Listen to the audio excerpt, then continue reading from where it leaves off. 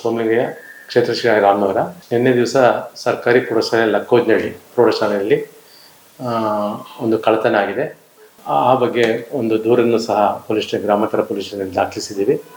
ಅಲ್ಲಿ ಅನೈತಿಕ ಚಟುವಟಿಕೆಗಳು ನಡೆಸುವ ಉದ್ದೇಶದಿಂದ ಅವರು ಅಲ್ಲಿ ಕ್ಯಾಮ್ರಾವನ್ನು ಫಿಕ್ಸ್ ಮಾಡಿದ್ರು. ದಾನಿಗಳಿಂದ ವಂತಿಗೆಯನ್ನು ಪಡೆದು ಅಲ್ಲಿ ಕ್ಯಾಮ್ರಾಗಳನ್ನು ಫಿಕ್ಸ್ ಮಾಡಿದ್ದು. ಆ ಕ್ಯಾಮ್ರಾಗಳು ಇದ್ದರೆ ನಾವು ಅಲ್ಲಿ ಬೇರೆ ಬೇರೆ ಚಟುವಟಿಕೆಗಳಿಗೆ ಅವಕಾಶ ಸಿಗಲ್ಲ ಅನ್ನೋ ಒಂದು ದೃಷ್ಟಿನ ಇಟ್ಕೊಂಡು ಅಲ್ಲಿ ಆ ಕ್ಯಾಮ್ರಾಗಳನ್ನ ಹೊಡೆದಾಕಿದ್ದಾರೆ. ಮತ್ತು ಹಾರೆಯಿಂದ ಬಾಗಿಲುಗಳನ್ನ ಮೀಟಿ ಅಲ್ಲಿ ಅನೇಕ ವಸ್ತುಗಳನ್ನ, ಪಾರ್ಟ್ಗಳಿರ್ಬೋದು ಅಥವಾ ಅಲ್ಮೆರಾಗಳಿರ್ಬೋದು, ಇದನ್ನೆಲ್ಲ ಹಾಳು ಮಾಡಿದ್ದಾರೆ. ಮತ್ತು ಅವರು ಈಗ ಆಲ್ರೆಡಿ ಪೊಲೀಸ್ ಅವರು ಅರೆಸ್ಟ್ ಮಾಡಿದ್ದಾರೆ. ಅರೆಸ್ಟ್ ಮಾಡಿ ವಿಚಾರಣೆ ಮಾಡ್ತಿದ್ದಾರೆ. ಅವರು ಏನು ಉದ್ದೇಶದಿಂದ ಮಾಡಿರುವಂಥದ್ದನ್ನೆಲ್ಲ ಸಹ ತನಿಖೆ ನಡೆಸ್ತಾ ಇದ್ದಾರೆ. ಬಟ್ ಈ ಥರ ಘಟನೆ ಆಗಿರುವಂಥದ್ದು ಅತ್ಯಂತ ವಿಷಾದನೀಯ. ನಾವು ಶಾಲೆಗಳಲ್ಲಿ ಅನೇಕ ದಾನಿಗಳಿಂದ ಸಹಾಯದಿಂದ ಅನೇಕ ಸೌಲಭ್ಯಗಳನ್ನು ನಾವು ಪಡ್ಕೊಂಡಿದ್ದೀವಿ.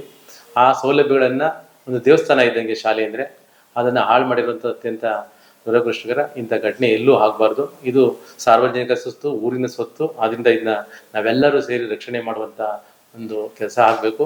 ಯಾವುದೇ ರೀತಿಯ ಹಾನಿಗಳನ್ನು ಮಾಡಬಾರ್ದು. ಇಂಥ ಅವಿವೇಕಿಗಳಿಗೆ ನಾವು ಸೂಕ್ತವಾದಂಥ ಒಂದು ಪೊಲೀಸ್ ಕಡೆಯಿಂದ ಉತ್ತರವನ್ನು ಕೊಡೋದ್ರ ಮುಖಾಂತರ ನಮ್ಮ ತಾಲೂಕಲ್ಲಿ ಇಂಥ ಘಟನೆ ನೋಡಿದಂಗೆ ಎಚ್ಚರಿಕೆಯನ್ನು ವಹಿಸೋಕ್ಕೆ ಎಲ್ಲ ರೀತಿಯ ಕ್ರಮವನ್ನು ಜರುಗಿಸ್ತಾ ಇದ್ದೀವಿ ಸರ್. ನಷ್ಟ ಸುಮಾರು ಒಂದು 50,000ದಷ್ಟು ನಷ್ಟ ಆಗಿದೆ. ಅಲ್ಲಿ 3 ಜನಗಳು ಸೇರ್ಕೊಂಡು ಮಾಡಿರುವಂಥವ್ರು. ಅವ್ರ ಹಿಂದೆನೇ ಅಲ್ಲಿ ಸ್ಕೂಲಲ್ಲಿ ಬಂದು ಅವರು ಡ್ರಿಂಕ್ಸ್ ಮಾಡ್ತಾ ಇದ್ದಂಥದ್ದನ್ನ ನಮ್ಮ ಟೀಚರ್ನೇ ದೂರದಿಂದ ನಿಂತು ಒಂದು ವಿಡಿಯೋ ಮಾಡ್ಕೊಂಡಿದ್ರು.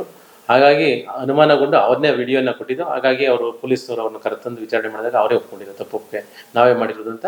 ಅವ್ರ ಉದ್ದೇಶ ಏನಪ್ಪ ಅಂದರೆ ಕ್ಯಾಮ್ರಾ ಅಳವಡಿಸಿದ್ದು.